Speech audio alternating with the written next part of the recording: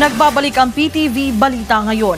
Handa ang Pilipinas na maghati ng anumang tulong para tuluyan ng maibalik ang kapayapaan sa pagitan ng Cambodia at Thailand. Ayon kay Pangulong Ferdinand R. Marcos Jr., nag-aalala siya sa naiulat na sigalot sa pagitan ng dalawang ASEAN member states. Kaya't nanawagan na siya para sa agarang paglutas ng alitan doon sa pamamagitan ng mapayapang paraan at nakaayon sa international law. Sa ngayon, nagkasundo na ang dalawang bansa na pag-usapan ang ceasefire o tigil putukan ayon kay US President Donald Trump. Samantala, sa pagbubukas ng sesyon ng 20th Congress bukas, nananatiling isa sa mga prioridad ng Kamara ang pagpapababa ng presyo ng pagkain sa bansa.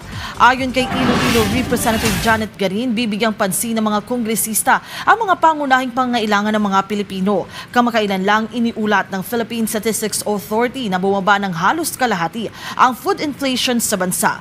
Giit ni Garin, target nilang ibayo pang makontrol ang presyo nito para makatulong sa ating mga kababayan.